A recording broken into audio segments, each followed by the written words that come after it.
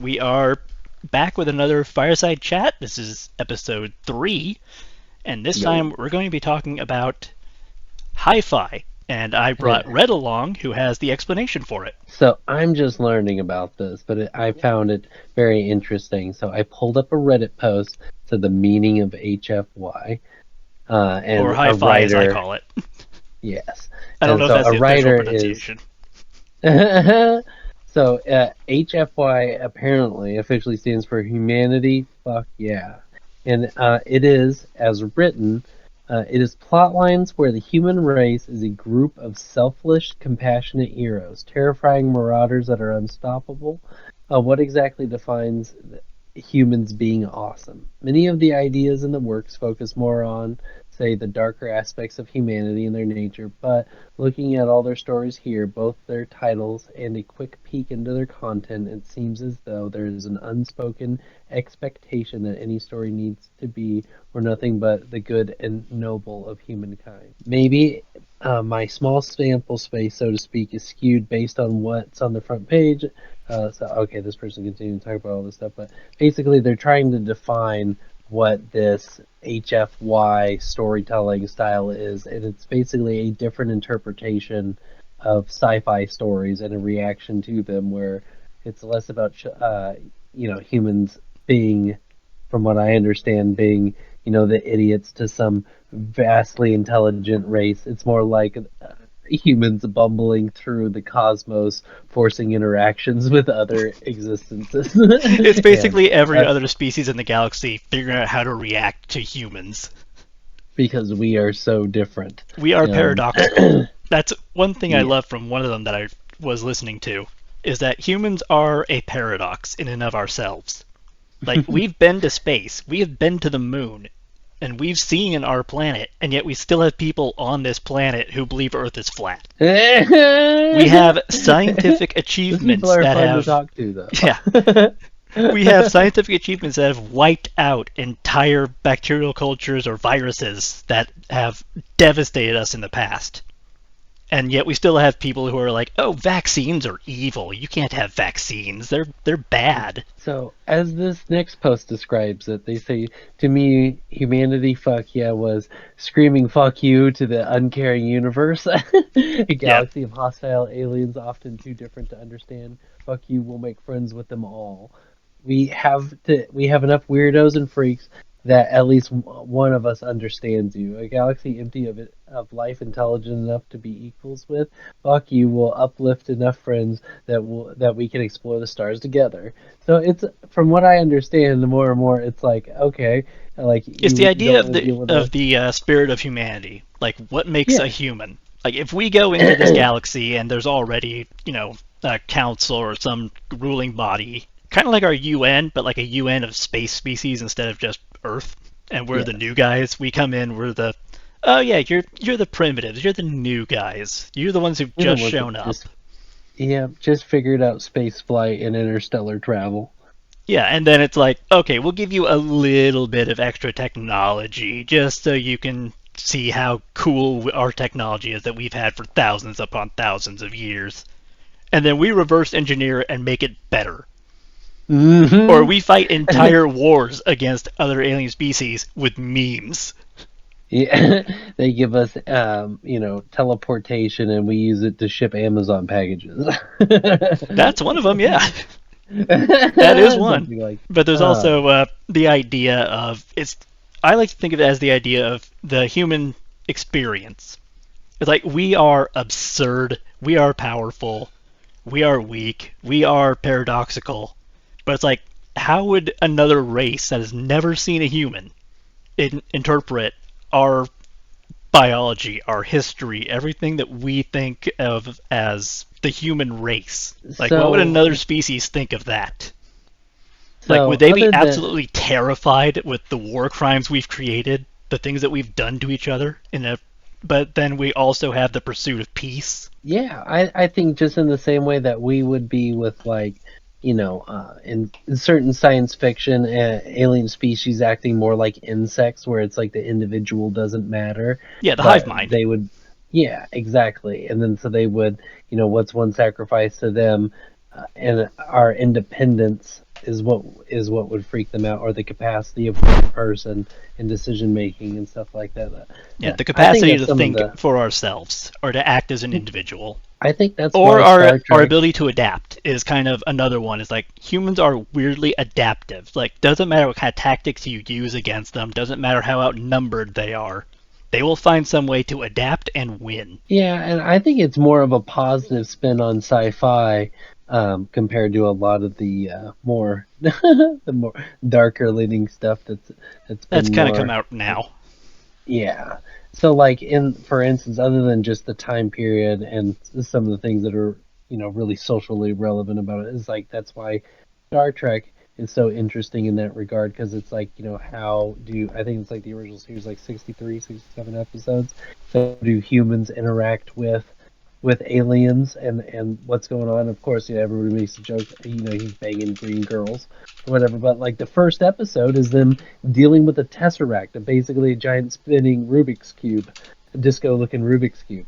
And it's them, and he outsmarts it, and that's what makes um, Captain Kirk such an interesting character, and all the rest of the crew, the main crew members on there, is because of like Batman, it's their capacity for intelligence, to outthink, to outwit, their opponents regardless of their capacity. And It's to just make like, friends with oh, them. To it's like find this commonality and being. say, hey, you know what? You like this thing? We like this thing too. Let's hang out. Yeah, and and being able to turn the situation around on something that is infinitely more powerful than you, but isn't expecting to deal with something that that Or can has no deceive. idea. Like, they've been ingrained in their military doctrine for so long and they're so rigid to it that they don't understand the idea of being able to bend the rules. I'm not sure if you've seen any. It was a book series, and then they turned it into a show on Netflix. The Three Body Problem. There's a Not to get too spoilery, but there's a scene in this show where a guy is communicating with aliens, and he's explaining to them our culture and like what we do, and he's been talking to them for a long time, and the guy ends up talking about deceiving somebody and like a white lie, and it asks him to explain what that is, and then it's like, so like, what is lying? And he ends up explaining it, and then it's just like, because it's never interacted with something that lies.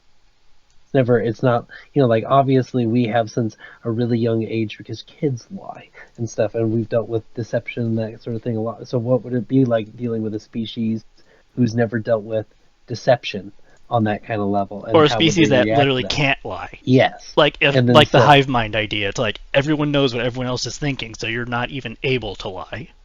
Like it's not even a so concept.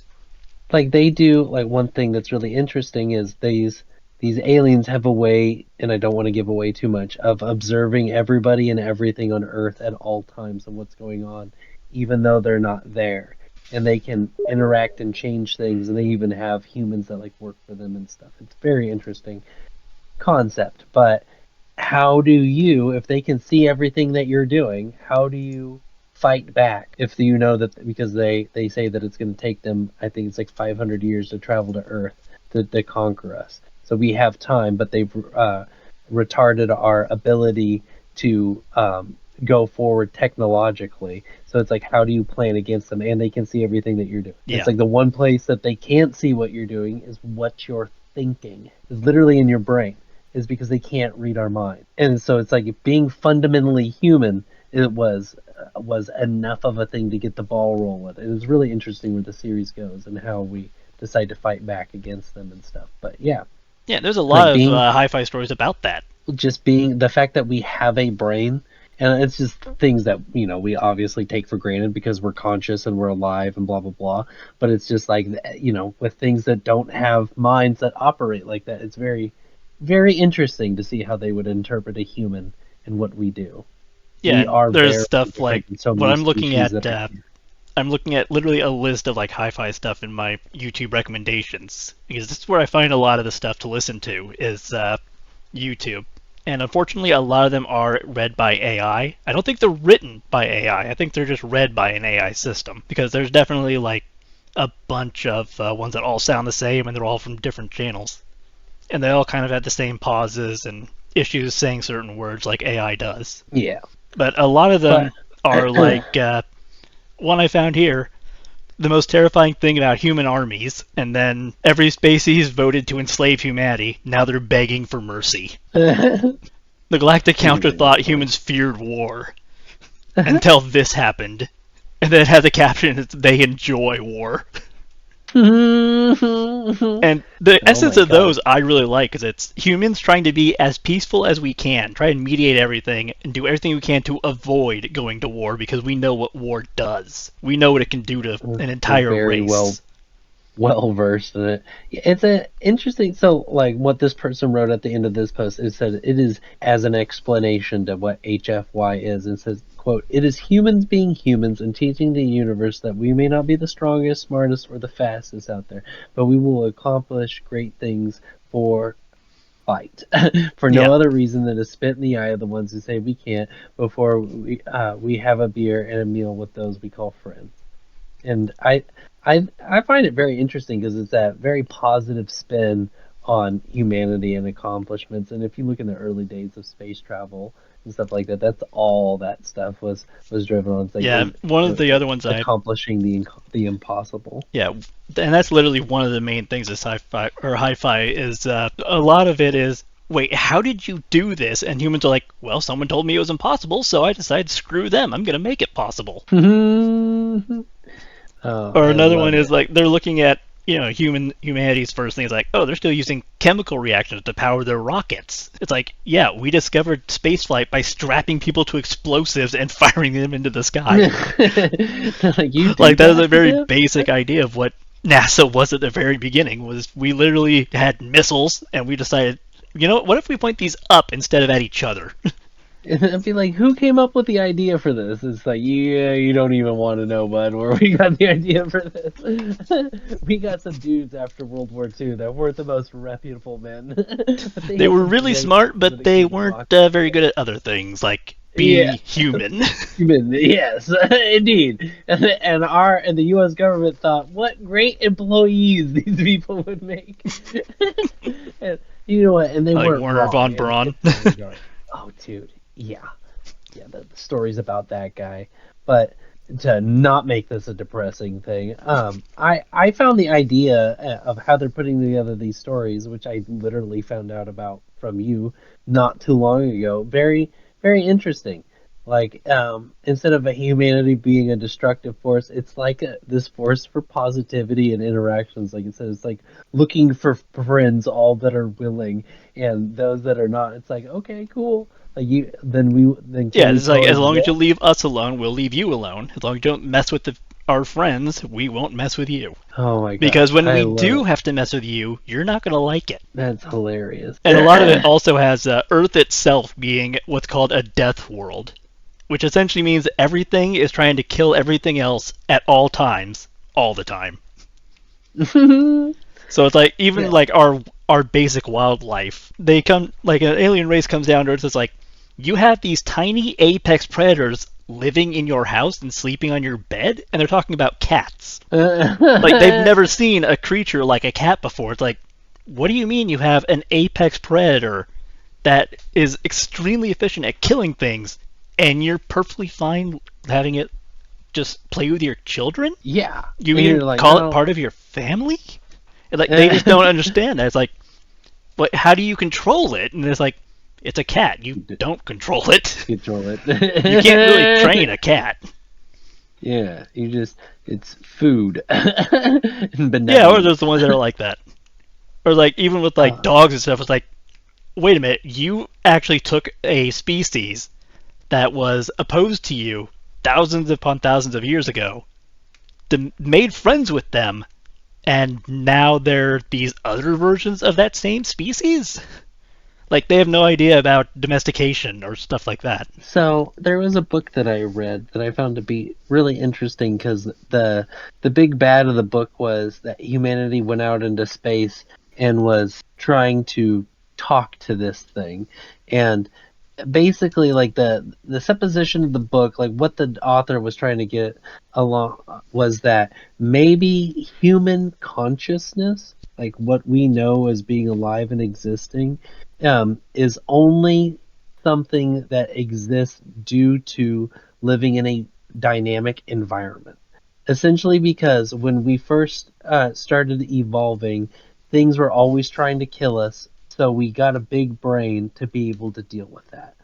And after we've evolved to the point, he said that basically a species could evolve to the point where instead of you wouldn't have individuality or even consciousness in the way that we know it, because you have evolved to a species that can just take whatever it needs directly from the environment and then move interstellarly to another planet and then extract its resources. And then so it would be less like a human and be more like a cancer. Yeah, And it's not parasite. that cancer is necessarily good or evil. It's It just doesn't there. have it doesn't have any kind of feelings. It just exists. And then so that was what his idea basically was. That's what the book was trying to get across, was that like maybe our existence and the great expansion that is the universe is so the one of the reasons why it's so finite is because it's literally just a direct product of our environment that goes away with evolution, Yeah. individuality and in human consciousness and stuff that you don't it's not really needed if you're an interstellar thing that just literally sucks the environment dry for what it needs. It doesn't even need to consume stuff organically. We're talking about evolution of a species over millions and millions of years, and then so it's humanity directly interacting with something like this and it learning to interact with us. And it's funny because it starts by just watching us and listening to our radio signals, like space truckers and like the intermissions that are coming. So that's how it first starts trying to talk to us, is sending those back in different things. And then eventually it learns how to talk. But then these people start getting really afraid of interacting with it because it's learning and it can deceive them and or do it can do all sorts of things. It's very interesting, and that's not hi-fi because it's not very resoundingly pleasing. It's not a very good. But It's it does super get the idea depressing. across. It gets the idea It across, like, what is a human when it comes to anything else? Like, in the grand scheme of the universe, what is it to be human? I think Star Trek in the if we were going to take more common like pop culture reference points, I think that Star Trek would probably be the closest one I could think of off the top of my head, because that is like literally human exploration to go out, seek distant cultures, interact with them, and bring them into into the fold, sort of thing. And humanity can just they can instantly materialize food and stuff. And so basically everybody's a space socialist because nobody is of need. And then so you just do whatever you want to. And then so that's great. Space exploration is like the great thing, pushing forward and seeing. And then you also have things like which I know that you're very familiar with, Tobias, like 40K, like Yeah. Warhammer 40K, which is a very different view of what humans would be like interacting with aliens, because in the lore of that, humans are super xenophobic and have religious zealotry to like the nth degree towards anything that is not human, It's and are essentially the very Crusades in conquesty. space. Yeah, it's very, very different interpretation versus like Star Trek, which is like, let's go talk. Or Yeah, like the first Star thing Trek, we where they have should a do is space actually syndicate. open communications and not throw bombs at them. In the three body problem, they put out a really interesting thing that's like, humanity's allowed to operate as long as it is basically not seen, and it describes the universe as a dark forest, and and then what you will run into out in the dark forest is predators and hunters. And then so basically at all times, just like if you were any species in the Amazon jungle, there's always something bigger than you that can kill you. So basically you want to exist super low key, and if you can get your food from some source that doesn't bother or is seen by anybody or anything for the entirety of your existence, or you're going out there and you're a hunter and you're looking for other things to kill and eat or take advantage of or exploit or whatever. So Right. essentially their idea is that in the vastness of space, your humanity just hasn't been seen, but somebody shoots a signal out into space that gets a response from another culture. And the culture basically says, do not reply. We are a culture that is like conquesty. And if you do, then we will know where you are, and there's nothing that I can do. And the person decides to contact them anyway. Yeah, that And sounds then about right so, for humans. yeah. And We're then the so species that that was decided, you know what? I'm going to go poke that dangerous predator with a hmm, stick the person just who to did see it what is happens. very. I mean, you watch your basically the person, because it was a Chinese person that had grown up under the Red Terror under Mao Zedong, and her father had been killed because he was a scientist who was intelligent by the communists in a public demonstration. So when she got forced by the commies to work in this on this particular facility or whatever, when this happened and she was in this because she was very bright and very intelligent, got the chance to actually send these signals out as a part of this program, and something replied, she had the chance to decide whether or not to screw humanity over for the rest of everything. And she was so pissed off about what had happened to her and how awful all this was that she was like, screw them. And then that's what creates the whole, like the whole springboard for the rest of the story. Very Yeah. interesting book series, but again, like It's a good the series, but it's sci-fi not. stuff is. It doesn't really paint humanity in the greatest of lights. No, it doesn't. It definitely it does in certain respects for like how we react to that, but it definitely is a lot of the shows a lot of the foibles of being human and stuff like that. And when we're all I think I pushed found a together, good. It's at the end of one of the hi-fi ones I'm looking at. I have on my screen currently from a channel called Starbound HFY. And the story is we gave humans our most advanced weapons. They called it cute. hmm And the end of the description is each story is a testament to human spirit and creativity. Perfect for those seeking cosmic adventures where humans are the heroes. Join us to experience the exhilarating journey of humanity's indomitable spirit in the vast expanse of sci-fi fantasy. And I think that's a great explanation of what hi-fi is in and of itself.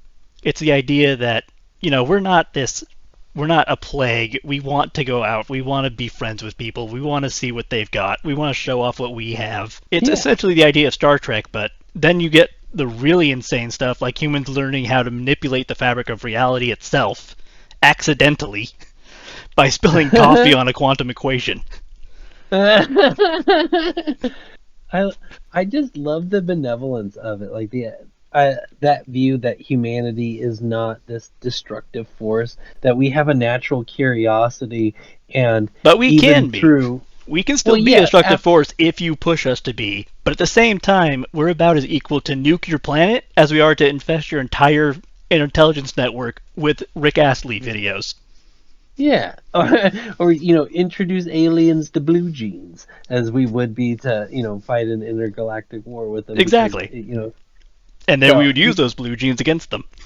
because they don't know that these ones actually shrink. Yeah. They don't know that these Nobody, shrink when they go in the hot water.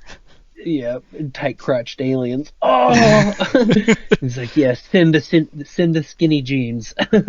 Like, a lot of the Oh, ones I really enjoy are like humans showing up in intergalactic like academies of sciences and colleges. And it's like, well, we've never had a human before. We don't really know what to do about you guys, and we don't really know much about your biology or your physical makeup or anything. And it's literally like a college student trying to explain these advanced scientific principles to aliens in ways they can understand. mm-hmm. So it's like, wait a minute, you're telling me that humans, if you injure yourself badly, like this was one I was listening to the other day, is like a human accidentally gets stabbed through the side by another alien when they fall over, because this alien has scythes for arms, and like it pierces everything through his side, but it misses everything vital. But the idea is, wait, humans can recover from this? Your body actually will take time and heal itself from this grievous of an injury, and you'll be relatively fine. Oh, Like because they don't that's so understand the concept of how any species can survive that. heals. Oh, that's interesting. Yeah, it's like there's another one where it's like, wait, humans have what in their blood? You have iron in your blood, and it's needed. It's not a contaminant.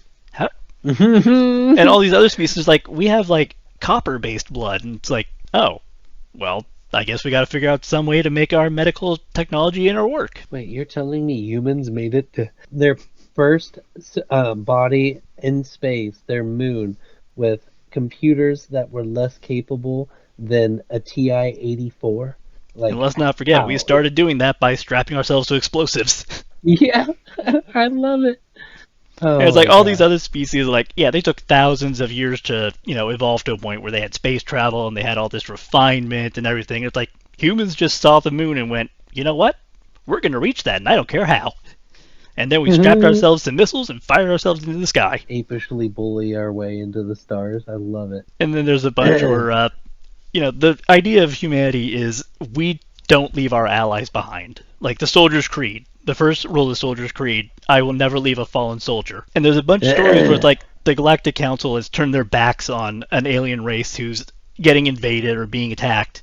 And everyone's like, oh yeah, we have to leave them to die because the council says so. And then humans are like, no, screw you. We're going to go and help them.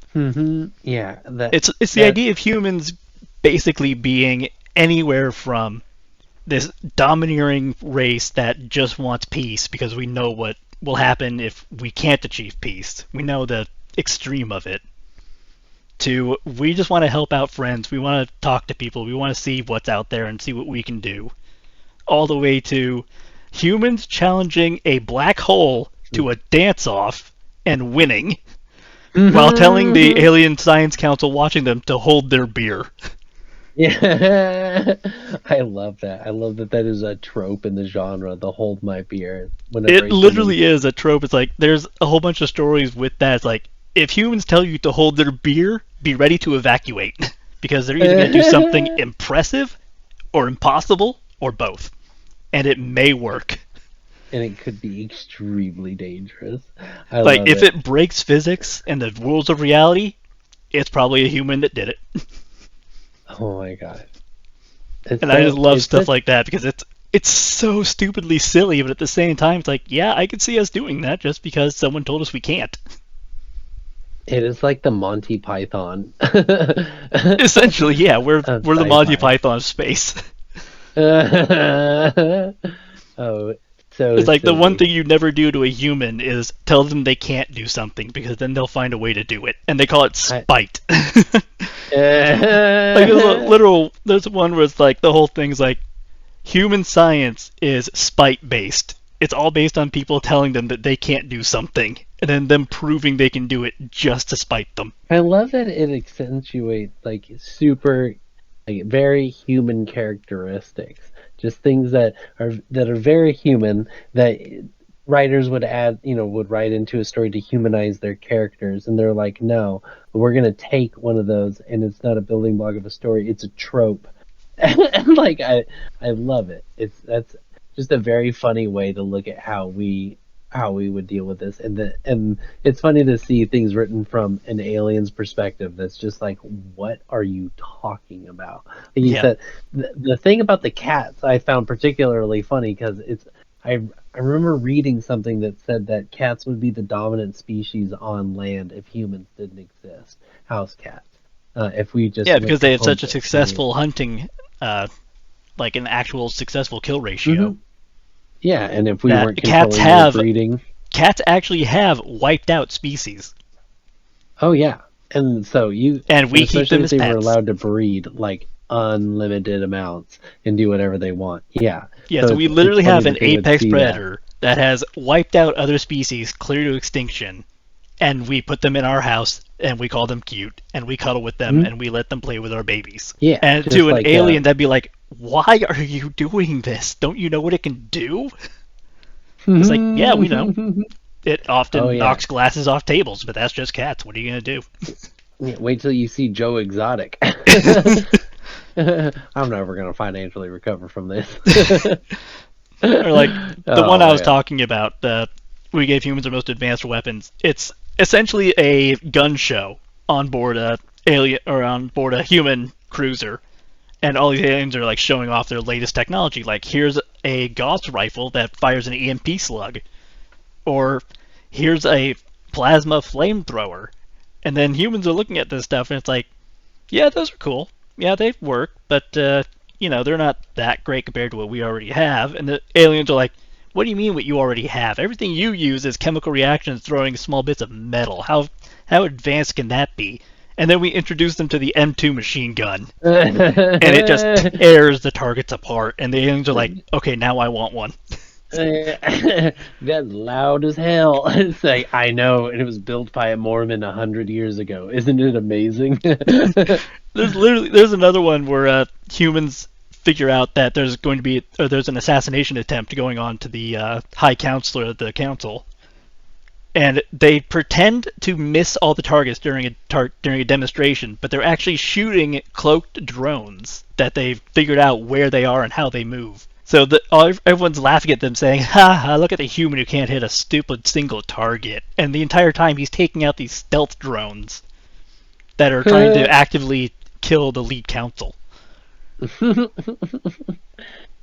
That's, you know, it's so funny to look at something like Starship Troopers, and it's like us bumbling our way through space and dealing with intergalactic species and basically becoming proto-fascists that fight a bug species. And there's all this subtext going on in the background. It's like, are they intelligent? How much do they know? And so they ask some interesting questions. But the main character by the end of the movie is completely indoctrinated and gung ho to start the cycle all over again. And to see something like this, it's like, no, we're not going to take that approach. It's we are curious, and there's almost like in the movie Prometheus, humanity wants to know where it came from, and there's some evidence from some stuff that we came from somewhere else. So what do? We venture out there to find out what's going on, and to ask those questions and hopefully get answers. And And that that's what is humans a do. very human thing. It's interesting that the same rocks and same elements are here right now on Earth that we use to get into space, that were also here during the time of Neanderthals and stuff, and during the Dark Ages, and during the Renaissance stuff. We It's just all the didn't know same. how to use it properly. It's just the right people with the right stuff over time, and now we're using it to be able to create this awesome and amazing power. So I found that really interesting. I mean, one other thing that's just like, typical humanity. Yeah. We invent the A bomb, and we only used it right after we invented it and haven't used it since. But we did over 1,000 nuclear tests in the atmosphere between the U.S., the Russians, and And some the other French. countries. The French Yeah, have actually that. done more nuclear tests than the U.S. Oh, I didn't know that. Yeah, and the That last one was, I think, shortly before the 90s. They did a final uh, test. So their the last American public. movie Godzilla, they're saying that the French were the ones who created it. They're technically right. I blame the Because the French for French everything. have detonated more nuclear weapons and done more nuclear tests than the U.S. by like 50. They were the last country to stop using the guillotine to kill people, and that was in the 70s. It's Yeah, the crazy. last time the guillotine was used, Star Wars was still in theaters. Yeah, dude, that's insane.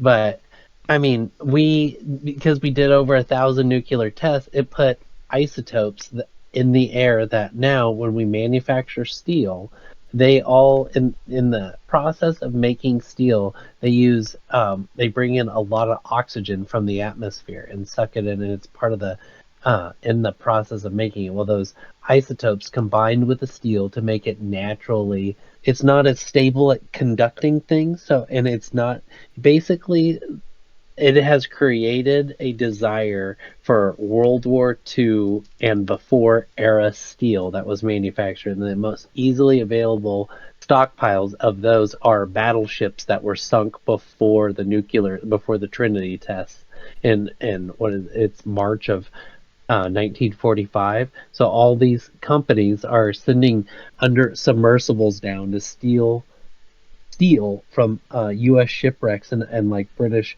battleships and stuff like that, to use the steel to make superconductors and stuff, because of it's such a high quality steel, and it's just not available anymore because of what we put in our own atmosphere. And I just found that intensely intriguing that like it started off with the question is why are our missing battleships that are on the seafloor? There are several of them that have gone missing, and it turns out that these a lot of the times Chinese trawlers go out there and pretend that they're fishing, and they actually have submersibles. Now, and they feed them stuff, and they cut up the steel, and they bring it up to the surface, and they salvage it and sell it because it's worth a lot of money because of what happened with the A bombs. And it's just like that's so typically human. Like we create the greatest weapon ever, we only use it twice to make a point. Okay, everything's good. It's like no, you put so much shit in your own atmosphere that you literally made steel not as good for the rest of time. Yeah. Like that's brutal. That's But that also highlights like something else that a lot of the hi-fi stuff does incorporate and bring up is humanity has had their greatest technological leaps trying to kill each other. oh yeah, Like for we sure. literally split the atom, one of the greatest scientific achievements possible, at least as far as we know, while trying to blow up the Japanese. So it's like, we literally when you made this. say it like that. Yeah, but Yeah, that dude. led to nuclear fusion and nuclear reactors that we can use potentially to power starships. Oh, how about all the innovations that came from, and I hate to bring it up, but Nazi research that was conducted on people that our governments were not willing to do, obviously, because it's horrifying, but you capture the information. The tests have already been done, and they made like the first suits that fought hypothermia in certain regards and stuff like that because of human testing and certain drugs and things that were manufactured and invented for the first time. Obviously, like meth with Pervitin with the Nazis and things like that. Like they were those people made lots and lots of the first pharmaceuticals like bear drugs and that they all that was a Nazi company. Just like Volkswagen and stuff. Yeah, but like Not to even, get but again, you look at this from like a perspective of an outside force looking in on humans. It's like, how how do you survive as long as you do? I mean, well, everything yeah, you've the done space is race. done by terrible things you've done to each other, and somehow it just works out. Yeah, fighting the commies in a race like, okay, we're not gonna kill each other because we would literally kill everybody. So instead, we're gonna have an economic battle. Ha ha ha ha! And a ton It's of just little like we proxy still wars. want. All we do is want fights, but now you don't fight it like that. We're fighting it like this. Okay, fine. We're not gonna invade you on horseback and fight with pikes. Now we're just going to do it with cyber warfare, like because it's like okay, North Korea, you're not allowed to participate in anything because you're a totalitarian dictatorship, and they're like, okay, we're still gonna get connected to the internet through China, and we're just gonna steal all of your stuff.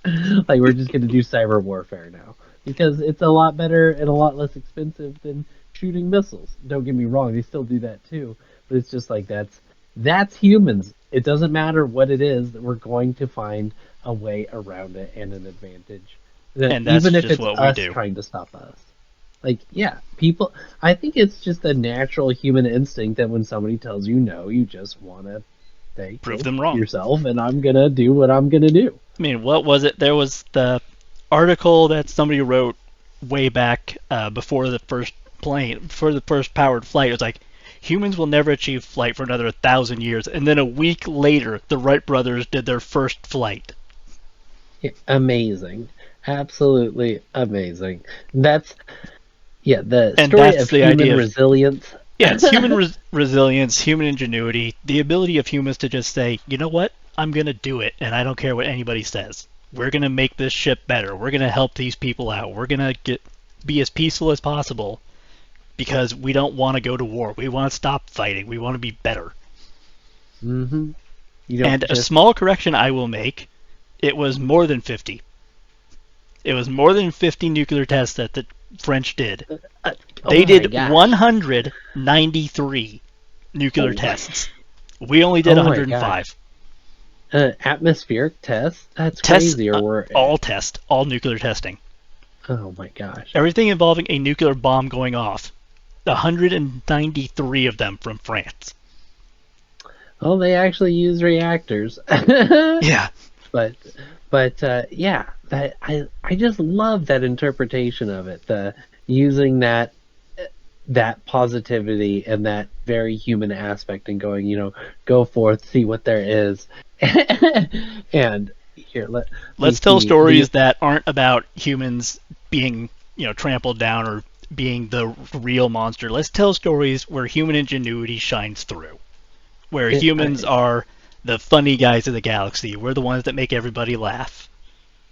So it says it's the idea of flipping the script on alien tropes, but wanted to add a little more. To me, HFY is a power trip in a world where one feels so insignificant, especially in the grand scheme of things. It's cool feeling like we can be a part of something bigger and better. In some ways, it can be a little unhealthy, tapping into the primal us versus them mentality. If I had to put the feeling to one word, it would be this: catharsis.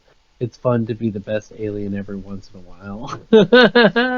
And on that, I Yeah, think we'll wrap this podcast up for the day, and I I will loved start it. editing it. So, if anybody is curious, look up HFY stories. Humanity, fuck yeah. And like I said, generally they are read by AI, but the channel Starbound HFY has actual voice actors doing all their reading and stories. So I really recommend them. It's another expanded lore universe and literary style that I've got to throw myself into head first. I did this before with Southern Gothic writing not too long ago, and it's just you just oh my gosh, I really love the way that this was written, and then you start looking up other ones in the genre, and before you know it, And you're you like, go oh down the my rabbit gosh. hole.